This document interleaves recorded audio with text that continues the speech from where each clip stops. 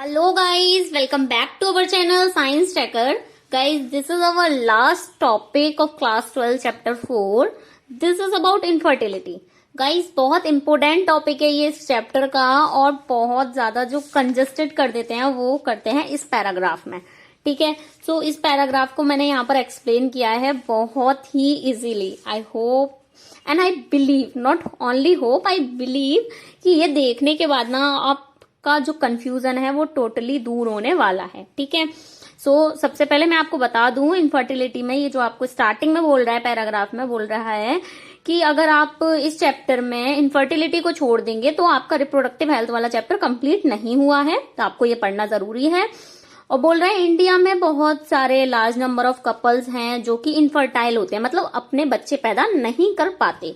तो क्या है अपने बच्चे पैदा नहीं कर पाते, तो उसके लिए बहुत सारी मेडिकल टेक्निक्स हैं जिन टेक्निक्स की हेल्प से जो इनफर्टाइल कपल्स होते हैं वो बेबी बॉर्न कर सकते हैं. ठीक है, तो क्या है रीजन, किस वजह से जो कपल्स हैं वो इनफर्टाइल रह जाते हैं, वो है due to physical congenital diseases, immunological और इवन फिजियोलॉजिकल कॉजेस की वजह से जो कपल्स हैं वो इनफर्टाइल रह जाते हैं. और इसका जो ब्लेम है वो इंडिया में फीमेल्स को किया जाता है. तो मैंने देखो पैराग्राफ्स बना दिए हैं. ठीक है, कि इस पैराग्राफ में इस लाइन में यही है कि वो फीमेल्स को ब्लेम कर रहे हैं चाहे प्रॉब्लम मेल पार्टनर में क्यों ही ना हो.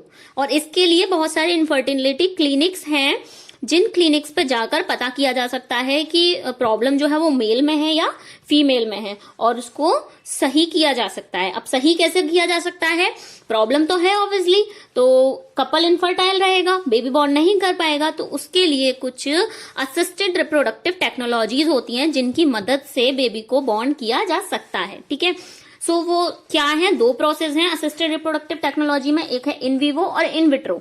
ठीक है, अब इन विवो और इन विट्रो फर्टिलाइजेशन का मतलब है कि बेबी को फॉर्म करना, नॉट बेबी को फॉर्म करना, एम्ब्रियो को फॉर्म करना. ठीक है, एम्ब्रियो को बनाना या तो इन विट्रो मतलब आउटसाइड द बॉडी, ठीक है, और इन विवो मतलब इनसाइड द बॉडी. तो एम्ब्रियो को कहाँ बनाया जा रहा है. ठीक है, अभी इस पूरे पैराग्राफ में ये जो दो पैराग्राफ है ना इनमें इतना कंफ्यूजन कर दिया है प्रोसेस में कि कुछ कहने के ही नहीं. एनसीईआरटी का तो वैसे भी काम ही यही है ना कंफ्यूज करना, लेकिन it's okay, I am here to solve your problem guys.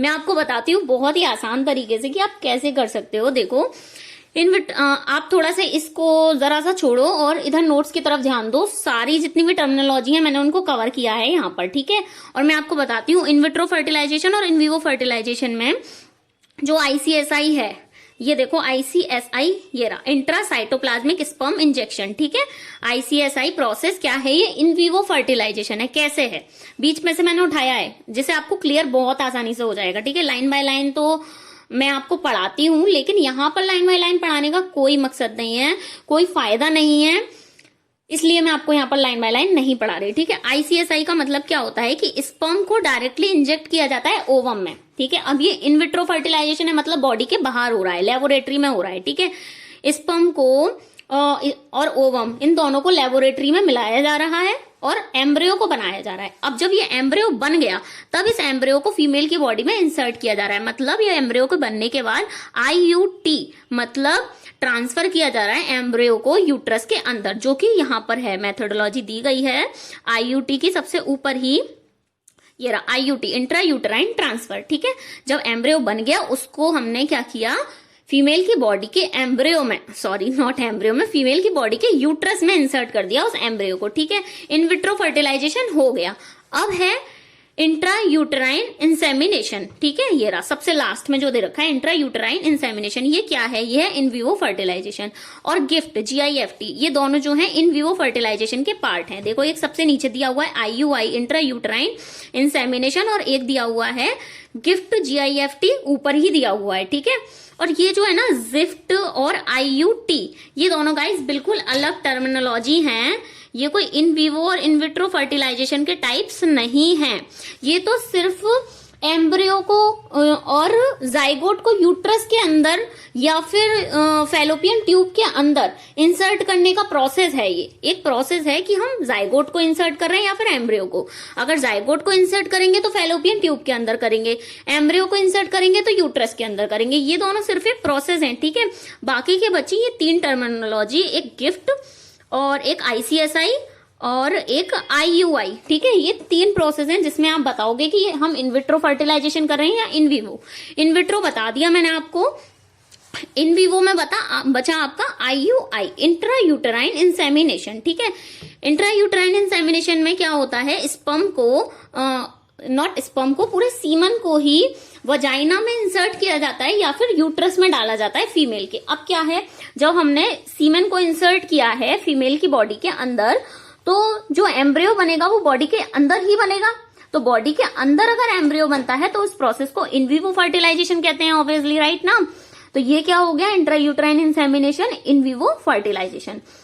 Last one बचा आपका GIFT, gamete intrafallopian transfer. Obviously gamete का ट्रांसफर हो रहा है, जाइगोट का नहीं हो रहा। जब गैमीट का ट्रांसफर हो रहा है मतलब स्पर्म और ओवम दोनों का ट्रांसफर हो रहा है इनसाइड द फीमेल बॉडी, ठीक है। तो ये भी क्या होगा, इन विवो फर्टिलाइजेशन होगा, क्योंकि आप जब गैमीट्स को भेज रहे हो तो जो जाइगोट बनेगा वो फीमेल की बॉडी में ही तो बनेगा, ठीक है। तो ओवम कहां से ले रहे हैं, ओवम को हेल्दी डोनर से ले रहे हैं। इस प्रोसेस में क्या दिक्कत होती है, देखो ये जो है आपके, ये दोनों जो प्रोसेस हैं, इन दोनों प्रोसेस को आर्टिफिशियल इंसेमिनेशन कहते हैं। और इस प्रोसेस में जो प्रॉब्लम होती है वो मेल के अंदर होती है, ठीक है। मेल जो है वो अपने सीमेन को फीमेल की बॉडी तक, फीमेल के ओवम तक नहीं पहुंचा पाता, ठीक है। और ये जो GIFT गिफ्ट हम करते हैं, ये फीमेल की बॉडी में जब दिक्कत होती है तब करते हैं, जिसमें फीमेल का जो ओवम है वो प्रोड्यूस नहीं हो पाता, ठीक है। इतना सा आपको समझना है सिर्फ। और ये प्रोसेस मैंने आपको यहाँ पर ऊपर बता दिया। इसमें क्या होता है, जब ये फीमेल हेल्दी फीमेल नहीं है, मतलब फीमेल हेल्दी कैन बी, लेकिन फीमेल जो है वो हेल्दी एक ओवम प्रोड्यूस नहीं कर पाती, तो ओवम को लेते हैं हम सैरोगेट मदर से, ठीक है। ओवम किसी और मदर से लिया, दैट ओवम, उस ओवम को फैलोपियन ट्यूब में डाला जो फीमेल बच्चा पैदा नहीं कर पा रही। एग्जाम्पल ले लो कि एक फीमेल है, उसकी शादी हुई है अभी कुछ ही टाइम पहले, अब वो दे वांट बेबी, बट वो जो है ओवम नहीं प्रोड्यूस कर पाती फीमेल, ठीक है। तो क्या किया जाएगा, फीमेल की बॉडी में ओवम को इंसर्ट किया जाएगा किसी दूसरी फीमेल की बॉडी से ओवम को लेके, ठीक है। और मेल हाथ के हाथ तुरंत ही स्पर्म को एट दैट टाइम इंसर्ट किया जाएगा फीमेल की बॉडी में, ठीक है। तो जो जाइगोट बनेगा ना, या जो एम्ब्रियो बनेगा, जो भी बनेगा जाइगोट या एम्ब्रियो, वो फीमेल की बॉडी में ही बनेगा, है ना। तो हो गया ना वो इन विवो फर्टिलाइजेशन, क्लियर है ना इतना। अब क्या किया हमने, फैलोपियन ट्यूब में उस ओवम को इंसर्ट कर दिया, और जो बेबी, जो कि ओवम प्रोड्यूस नहीं कर पा रही थी वो वोमेन, लेकिन ओवम ही तो प्रोड्यूस नहीं कर पा रही थी, लेकिन एक सूटेबल एनवायरनमेंट प्रोवाइड कर रही है फर्टिलाइजेशन के लिए।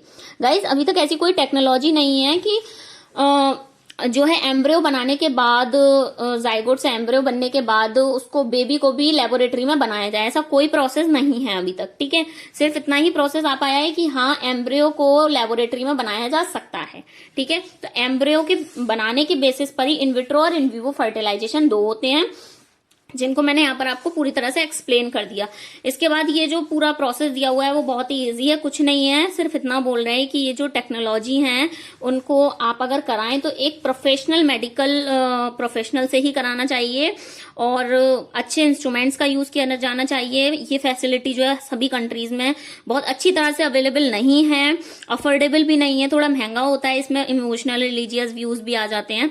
तो यही सब बता रखा है, ठीक है। बहुत इजी है, कुछ भी नहीं है। अगर इस पूरे पैराग्राफ को, इन दोनों पैराग्राफ को आप थोड़ा सा इस किताब से हटके इस कॉपी की तरफ देखें ना, so guys I hope and I believe कि आपको ये पूरा कॉन्सेप्ट क्लियर होने वाला है। सो अगर नहीं हुआ हो ना तो 2 से 3 से 4 मिनट पहले जरा से जाकर देखना, आपका कॉन्सेप्ट क्लियर हो जाएगा गाइज, है ना। और ये चैप्टर कंप्लीट हो चुका है, अब हम मिलेंगे नेक्स्ट चैप्टर के साथ गाइज, तब तक के लिए बाय बाय।